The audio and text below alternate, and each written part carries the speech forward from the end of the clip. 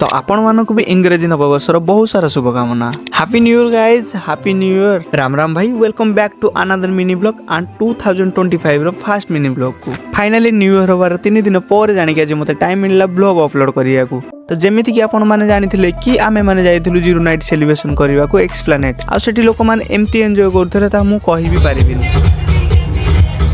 आ सेठी भाई को डांस रे तो टोका मान फिका ही पड़ी जाउथले। जहा को पछे भाई भाई आम रोमांटिक लोकटिए। By the way guys, new year enjoy कर लाइफ रे मोर एटा फर्स्ट एक्सपीरियंस। और एमती रे भी सेपटे आम रूम रे भी से दिन मटन भोजी करथिलु। भोकरे तो पेट पूरा जळुथिला, तो जल्दी जल्दी खाई सारी आमे बसी पड़िलु लूडो खेलिबा को।